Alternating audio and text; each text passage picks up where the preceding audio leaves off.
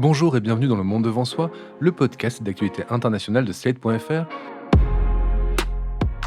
Je suis Christophe Caron et je suis en compagnie de Jean-Marie Colombani, directeur de la publication de Slate. Bonjour Jean-Marie. Bonjour Christophe. Et d'Alain Frachon, éditorialiste au Monde et spécialiste des questions internationales. Salut Alain. Bonjour Christophe. Pour une fois, dans cet épisode du Monde Devant Soi, nous allons nous intéresser à une actualité très française, celle évidemment de la réforme des retraites. Une réforme qui passe mal, très mal. Elle est rejetée selon les sondages par une majorité de Français et elle a été votée tout de même ce lundi 20 mars grâce à un 49-3, lui aussi contesté par l'opinion.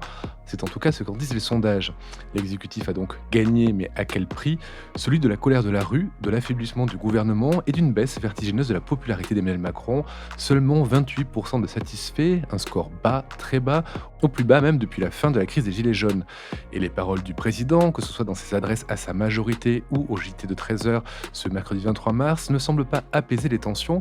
Pour commencer, Alain, Jean-Marie, vous avez tous les deux regardé l'interview du président de la République ce midi. Qu'en retenez-vous? Si je me référais à François Mitterrand, je dirais tenir bon.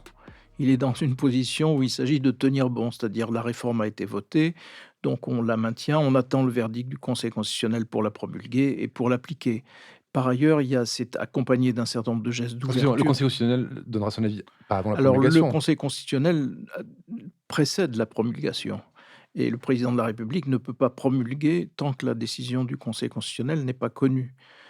Et assorti ensuite de gestes d'ouverture sur, une négociation qu'il voudrait voir s'engager, notamment sur le travail et sur, les métiers pénibles, enfin sur toute une série de choses qui concernent au premier chef, en effet, les syndicats et puis surtout s'adressant alors à l'ensemble de l'opinion qui considérait cette réforme comme injuste, l'idée d'une taxation des superprofits, qui existe déjà au niveau européen pour les entreprises, liées à l'énergie, mais qui n'existe pas pour d'autres entreprises en France qui ont toutes affiché, enfin là, beaucoup ont affiché en effet des profits exceptionnels et donc il consent à l'idée qu'il faut, taxer un petit peu ces profits exceptionnels. Voilà pour résumer très brièvement. Alain, de votre côté, comment vous avez perçu cette intervention?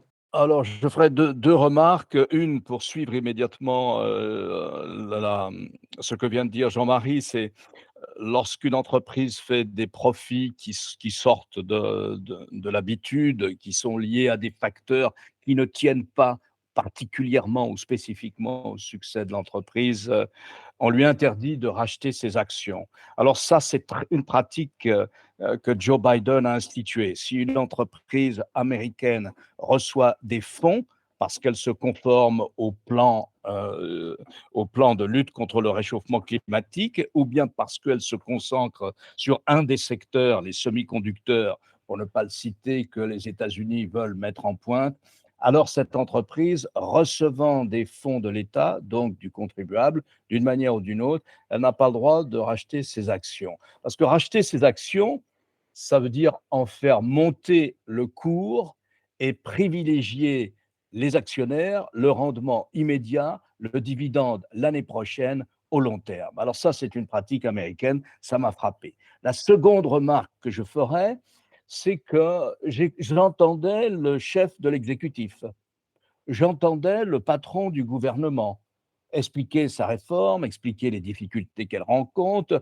bref, se battre dans un conflit social pour obtenir ce qu'il veut et pour essayer de convaincre l'opinion. Et j'ai eu le sentiment que tout ça, il aurait dû le faire avant, que n'importe quel autre chef de l'exécutif, dans une démocratie dont on a l'habitude, dans une démocratie libérale, celle qui nous entoure, n'importe quel autre chef de l'exécutif aurait fait cette intervention à plusieurs reprises et dans plusieurs villes avant que le texte n'arrive au Parlement.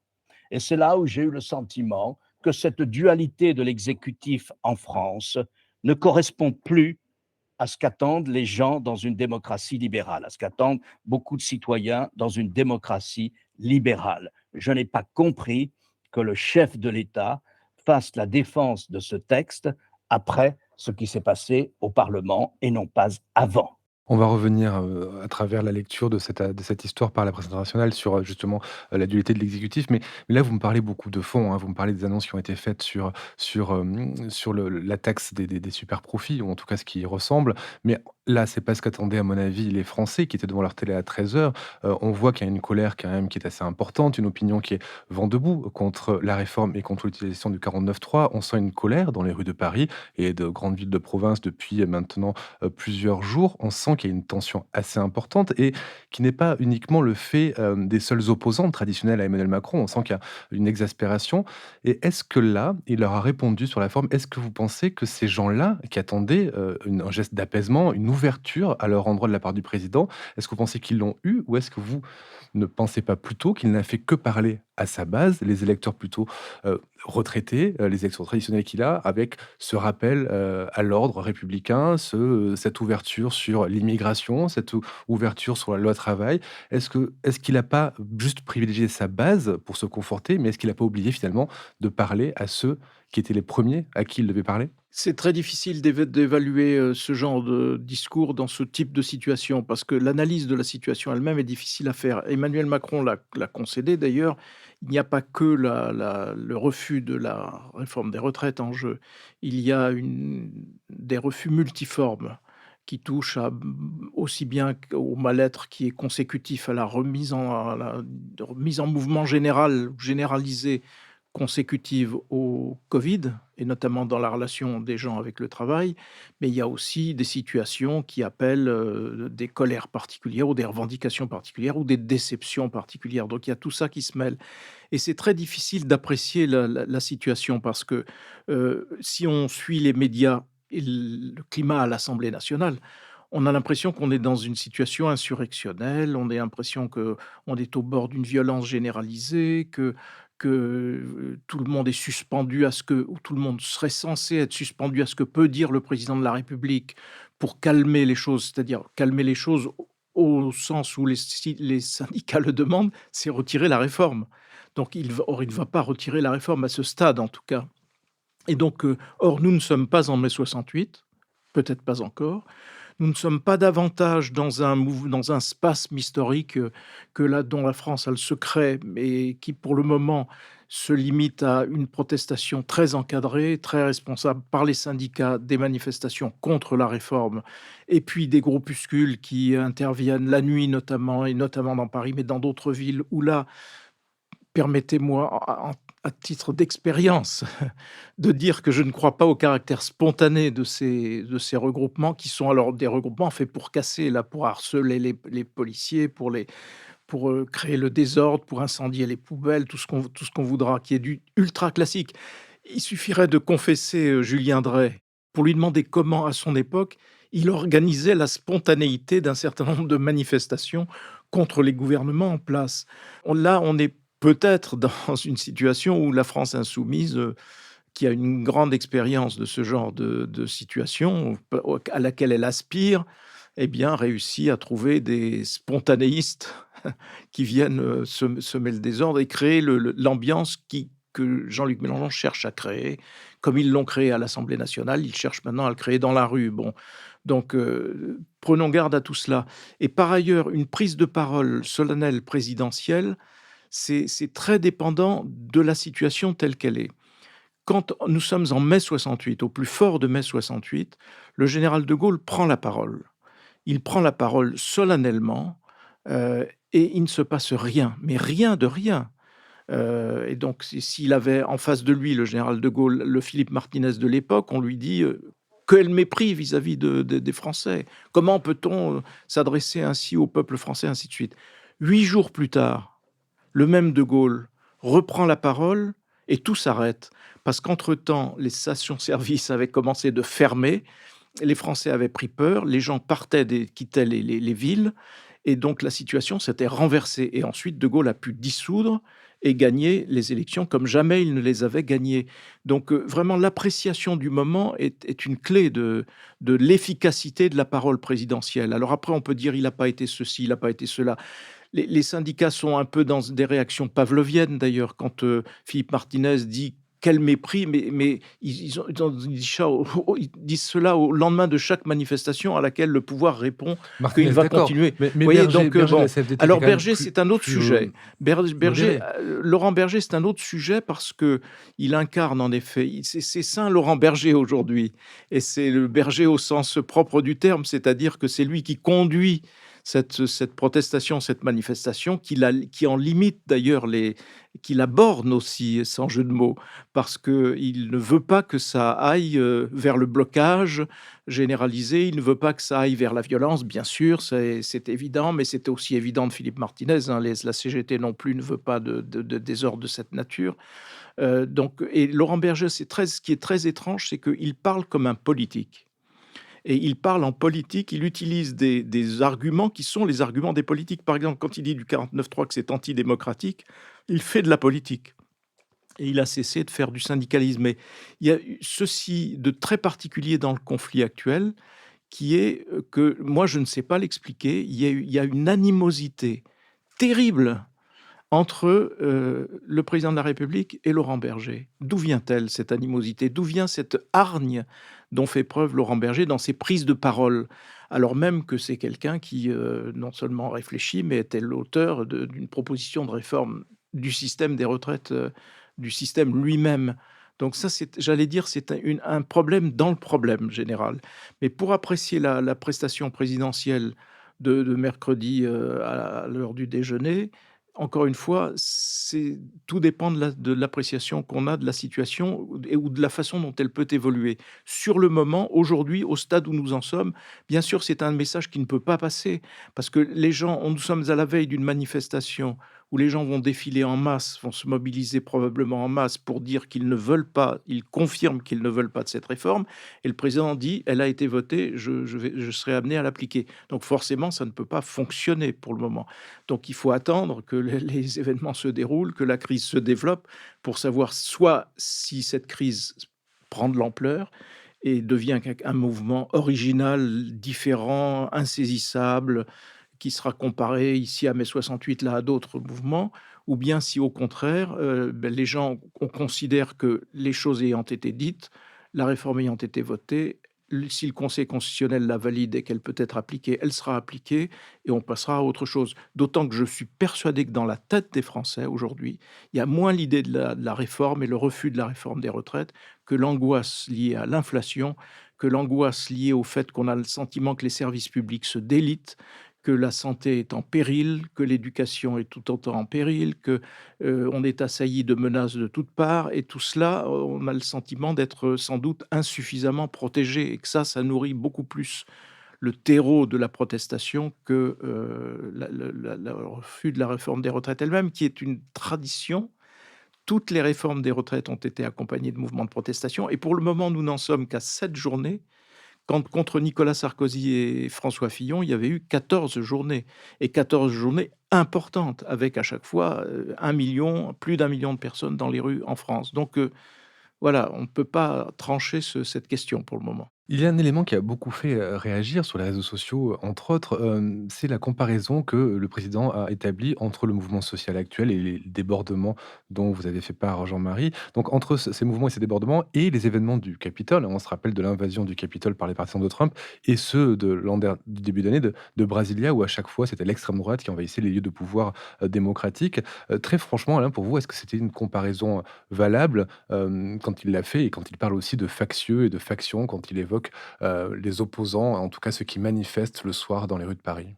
Si j'avais été lui, je me serais abstenu, de ce genre de comparaison. Ce qu'il a voulu dire, c'est que les gens qui font des barricades et qui mettent le feu, aux poubelles dans les rues de Paris ou dans les rues de telle ou telle autre grande ville de province sont des factieux par rapport au modèle démocratique et ne manifestent pas comme les syndicats, organisent des manifestations. C'est ces groupes-là qu'il visait.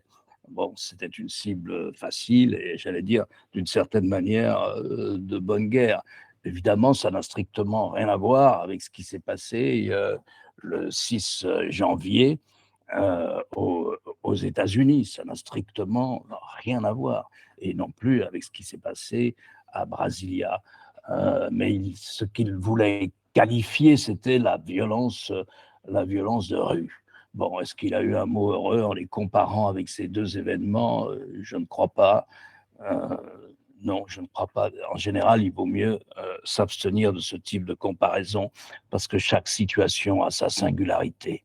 Le vocabulaire sur les factions et les factieux est classique C'est celui chez du les général de présidents. Gaulle. Oui, puis c'est classique chez les Oui. présidents. Rappelez-vous la campagne de François Mitterrand en 1988, quand il déclare sa candidature à la télévision, qu'est-ce qu'il dit? Il dit: «Le pays est en danger parce qu'il y a des factions et des factieux». Et il parle à ce moment-là de Jacques Chirac, il pense à Jacques Chirac, qui est son adversaire. Donc, voilà, mettons cela au rang des c'est vrai que le recours à l'ordre, au mot d'ordre, de l'ordre, du maintien de l'ordre, quand les choses dégénèrent et quand la violence s'installe, c'est évidemment une arme au bénéfice du président de la République, hein, parce que c'est vers lui que l'opinion, en tout cas une majorité, se tourne pour que les choses rentrent dans l'ordre, après quoi on voit ce dont on peut discuter. Mais donc là, il y a aucune, pour moi, il y a aucune surprise dans la teneur de ce discours-là. Alain, vous avez lu, la presse internationale ces derniers jours. Elle s'est montrée assez dure avec Macron. On se rappelle de cette une de New York Times, la semaine dernière après, le choix du recours au 49.3. Qu'est-ce qu'elle dit de manière générale, cette presse, étrangère sur, le président Macron, sur sa, réforme? Et qu'est-ce qu'elle dit aussi, finalement, qu'est-ce que ça dit tout ça de la manière dont le président exerce le pouvoir actuellement? Écoutez, on ne peut pas dire que la presse étrangère est étonnée par ce qui se passe en France. Au contraire, elle rappelle que c'est, d'une certaine manière, le mode de fonctionnement de la France. Chaque réforme, qu'il s'agisse de l'éducation nationale, loi de Vaguet, qu'il s'agisse du mariage pour tous, suscite des manifestations de rue. Et notamment, toutes les réformes qui touchent au financement de l'État social suscitent des manifestations de rue. Et souvent, violente. Et la presse étrangère, elle a été habituée aux gilets jaunes, elle a été habituée aux grandes manifestations au moment du SMIC des jeunes. Et donc, elle n'est pas étonnée. Pour elle, elle retrouve la France à laquelle elle est habituée. Un pays qui est un pays profondément, pas sinon insurrectionnel, mais du moins profondément habitué à manifester dans la rue et par-dessus les institutions. Enfin, un pays où des Français sont habitués à ce genre de réaction. Je dirais que ça, elle n'est pas étonnée. C'est la France, comme elle est très souvent représentée dans la presse étrangère. Enfin, celle que je lis, un peu la presse américaine, un peu les télévisions américaines, un peu la BBC, un peu la presse britannique ou la presse espagnole ou El País. Cette colère, la presse l'interprète d'une façon assez simple. Elle est dirigée contre Emmanuel Macron. Alors, ça ne tient pas forcément à la personnalité d'Emmanuel Macron.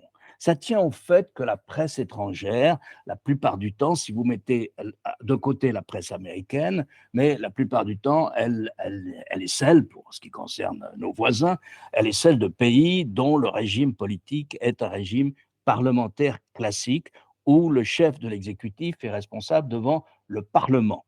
Et s'il n'a pas de majorité, il va aux élections. C'est comme ça. C'est pas un régime présidentiel où le président ne peut pas dissoudre le Congrès, le Parlement, mais où le Parlement ne peut pas non plus obliger le président à quitter le pouvoir avant de nouvelles élections. Donc, il y a cette incompréhension devant la dualité de l'exécutif. Je dirais qu'il y a un personnage qui est inconnu dans la presse étrangère, c'est Élisabeth Borne, notre Premier ministre. De même que vous ne sauriez pas me dire, qui est aujourd'hui le secrétaire général de la Maison Blanche, c'est-à-dire celui qui coordonne l'action de l'administration américaine, hein, sous la houlette et sous les directives générales du président Biden.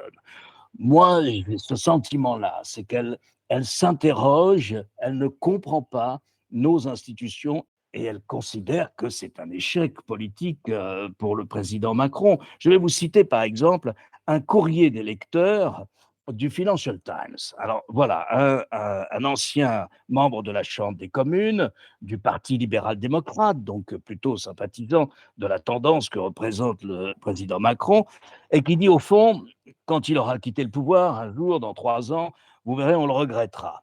Et on essaiera de faire le bilan. et on dira, au fond, son vrai échec, son échec profond, ça a été, je cite, son incapacité à construire une force politique centriste, progressiste, durable et donnant une majorité à ce type de réforme. Mais on peut dire que ces jugements que vous énoncez, qui sont donc tirés de la presse, anglaise, sont très justes.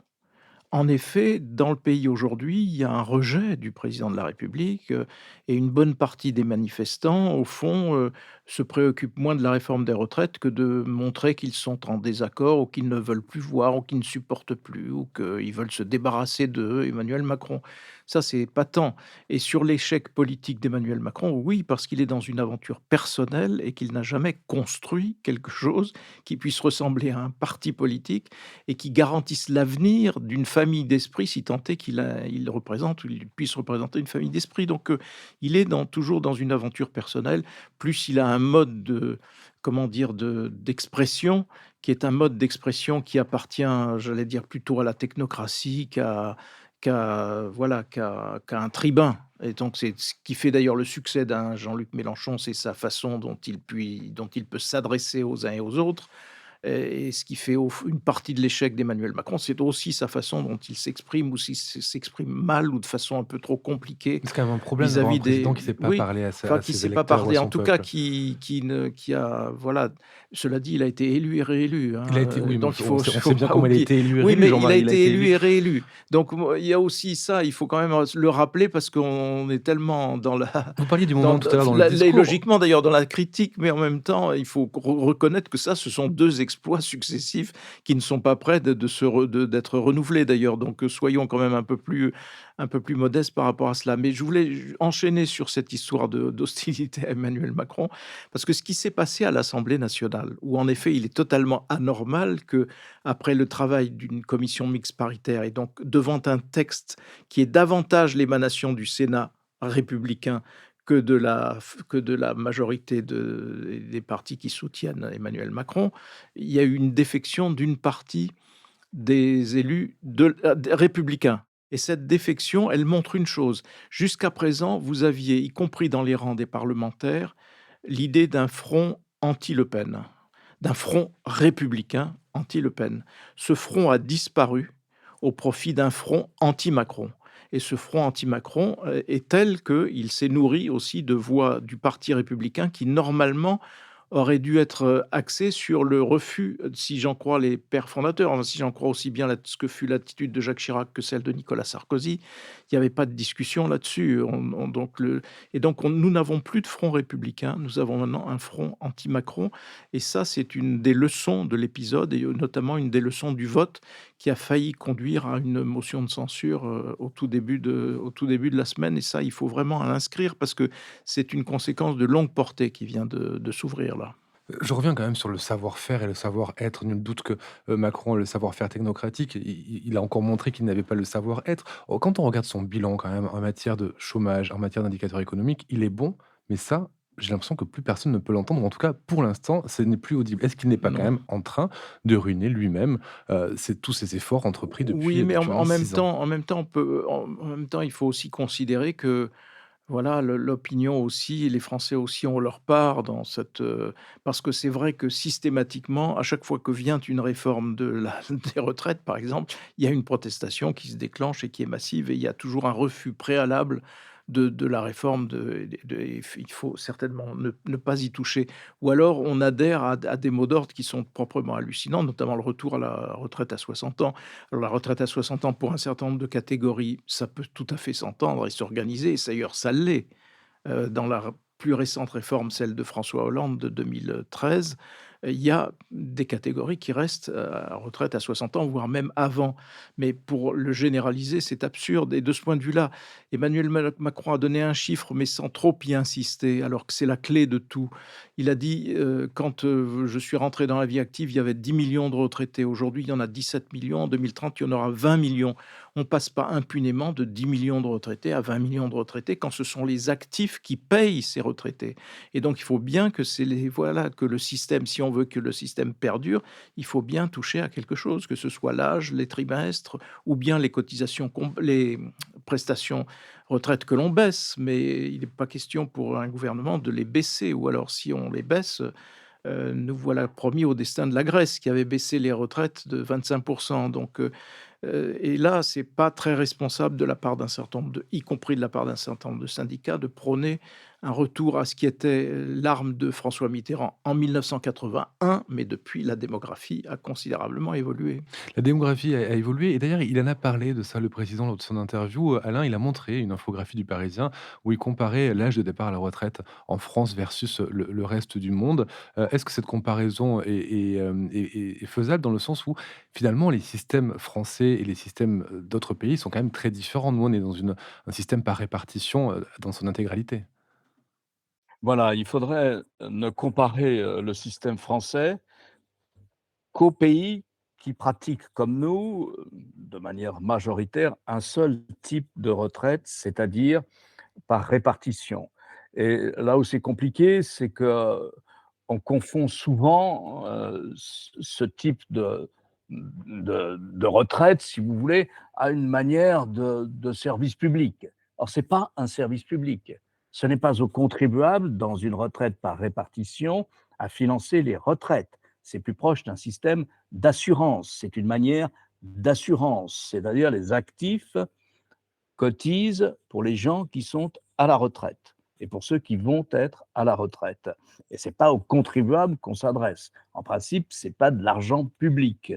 Donc, si on compare avec les pays qui pratiquent ce type de retraite de manière majoritaire, parce qu'il y a des pays qui cumulent la retraite par répartition à la française avec des retraites par capitalisation, où là, une partie de l'argent qui est épargné au titre de la retraite va dans un fonds de pension, lequel place l'argent auprès des marchés et rémunère ainsi les épargnants lorsqu'ils arrivent à l'âge de la retraite. Donc, si on le compare, il y a pratiquement tous les pays comparables, l'Allemagne, la Grande-Bretagne aussi. C'est l'Allemagne, c'est 65 ans, la Grande-Bretagne, c'est 66 ans, l'Espagne, c'est 66 ans, les Pays-Bas, c'est 66 ans, et l'Italie, c'est 67 ans. Je mets à part des pays comme la Suède, qui pratiquent le double système, ou des pays comme les États-Unis, où il y a aussi beaucoup de retraites par capitalisation. Donc cela, je ne les compare pas, mais l'âge de la retraite aux États-Unis, c'est 62 ans, mais avec 62 ans, ce n'est pas le minimum que vous avez contribué à la sécurité sociale qui vous permet de vivre. Donc en général, les gens travaillent plus longtemps. Il en va de même des Français, hein. Les Français travaillent, un tiers des Français travaillent jusqu'à 67 ans et une bonne partie jusqu'à 70 ans. Donc, voilà, c'est vrai que ça donne, en ce qui concerne la France, l'image d'un âge de départ à la retraite et en pleine pension, parce que c'est ça qui compte. C'est l'âge de départ en pleine pension. Parce que sinon, dans beaucoup de pays que j'ai cités, on peut partir à la retraite, si on s'entend avec son entreprise, à 62 ou à 63 ans, mais pas en pleine pension dans un système par répartition, voilà de quoi on parle. L'âge du départ à la retraite en touchant une pleine pension. Donc, de ce point de vue-là, la France est effectivement un cas particulier. Et alors, si on regarde ce que dit le service officiel du gouvernement chargé de surveiller l'évolution des retraites et de ce système par répartition, il dit que pour les 25 prochaines années, le déficit annuel du régime de retraite sera de 10 à 13 milliards d'euros par année. C'est autant qu'il ne va pas de l'investissement public, il faut bien rappeler ça. Juste un mot pour, peut-être, clore ce chapitre Macron. Heu, il a aussi, en confirmant, Élisabeth Borne dans ses fonctions, pour le moment, en la confirmant, il lui a donné comme mission d'élargir la majorité. Mais avec ce qui s'est passé à l'Assemblée nationale sur le vote de la censure et donc la cassure qu'il y a au sein des Républicains, il ne peut plus passer à un accord de gouvernement en bonne et due forme avec les Républicains, puisqu'une partie des Républicains regarde vers Marine Le Pen et s'est trouvé d'ailleurs garanti par, Jordan Bardella, je crois, du fait de ne pas avoir de candidat FN contre eux à condition de voter la censure. Et puis une autre partie qui a été derrière son président, monsieur Ciotti, et qui lui, pourrait, à la tête de ses troupes et avec les Républicains du Sénat aussi, entrer dans une négociation de cette nature. Mais la porte est fermée de ce point de vue-là, à cause du vote, et de la quasi-scission, enfin en tout cas de la séparation entre 2 groupes au sein des Républicains. Donc il va aller vers de la recherche de personnalités, au cas par cas, qui puissent rejoindre le gouvernement. Mais ça, on sait que c'est toujours pratiqué par les présidents de la République, mais ça ne rapporte jamais rien, hein. Ça n'apporte pas de voix supplémentaires à l'Assemblée quand il faut constituer des majorités pour faire voter des textes. Donc sur le plan politique, l'embarras, là, pour le coup, Emmanuel Macron n'est pas sorti de la nasse, n'est pas sorti d'une situation, difficile où il lui faudra, vraiment beaucoup d'ingéniosité pour arriver à faire passer un certain nombre de textes. D'ailleurs, on voit bien que, d'ores et déjà, le texte sur l'immigration, qui avait des parties polémiques, est retiré des priorités présidentielles. On passe à autre chose. Donc, sur le plan politique, il y a quand même voilà, une situation qui est toujours assez, obscurcie pour le chef de l'État. Quant à la suite, pour l'avenir de ce texte, il attend d'être promulgué par le président de la République. Il attend aussi les différentes saisines du Conseil constitutionnel qui pourraient se jouer sur, à la fois, certaines parties du texte ou à la fois, le choix du véhicule législatif qui était une loi, si je ne me trompe pas, sur la sécurité sociale. L'autre point qui, sera étudié par le Conseil constitutionnel est le recours au RIP, le référendum d'initiative populaire, qui nécessite quand même 5 millions de signatures, de citoyens français pour être, entre autres, pour être initiés. 5 millions, ça me paraît pas absurde actuellement vu le climat. Et enfin, une proposition qui, à mon avis, ne sera pas étudiée, mais qui est celle de la députée Valérie Rabault, qui demandait peut-être un recours à l'article 10 de la Constitution, qui permet au président de demander un nouveau vote de l'Assemblée avant promulgation de la loi. Mais on imagine que Emmanuel Macron n'aura pas forcément recours à ce choix-là, un choix qui aurait peut-être pu remettre de nouveau les députés au travail et à la négociation. Merci Jean-Marie, merci Alain. Jean-Marie, je rappelle votre participation à l'émission politique chaque jeudi sur France 24. Alain, quant à vous, je rappelle votre chronique chaque jeudi aussi dans Le Monde et sur lemonde.fr. À vendredi donc, et nous parlerons ensemble de la situation en Ukraine et de la rencontre entre Xi Jinping et Vladimir Poutine. Au revoir Christophe. Au revoir Christophe.